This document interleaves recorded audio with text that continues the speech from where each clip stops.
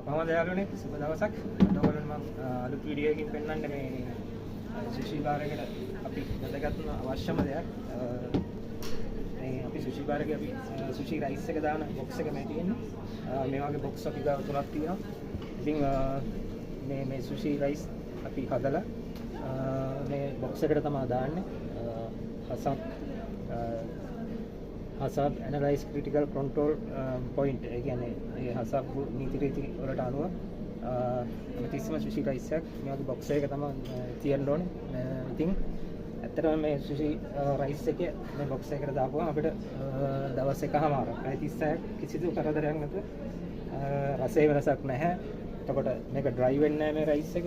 ඒ වගේම මේක වේලෙන්න කිසිම සෝස් වල අඩුවක් නැහැ.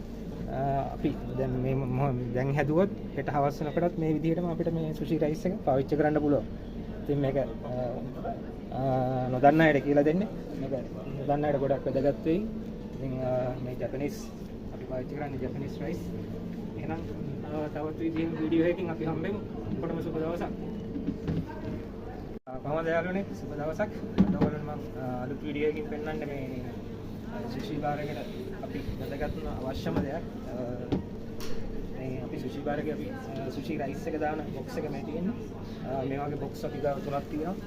ඉතින් මේ සුෂි රයිස් අපි හදලා මේ බොක්ස් එකට තමයි දාන්නේ.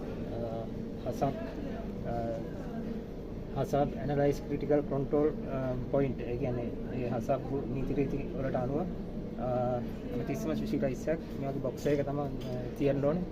ඉතින් ඇත්තටම මේ සුෂි රයිස් එකේ මේ බොක්ස් එකකට දාපුවම අපිට දවස් එකමාරක් 36ක් කිසිදු කරදරයක් නැතුව රසයේ වෙනසක් නැහැ.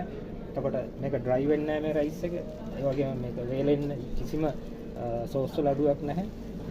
අපි දැන් හැදුවොත් හෙට හවස් වෙනකොටත් මේ විදිහටම අපිට මේ සුෂි රයිස් එක පාවිච්චි කරන්න පුළුවන්. ඉතින් මේක නොදන්න අයට කියලා දෙන්නේ. මේක නොදන්න අයට ගොඩක් වැදගත් වෙයි. ඉතින් මේ ජපනිස් අපි පාවිච්චි කරන්නේ ජපනිස් රයිස්. එහෙනම් තවත් වීඩියෝ එකකින් අපි හම්බෙමු. ඔක්කොටම සුබ දවසක්.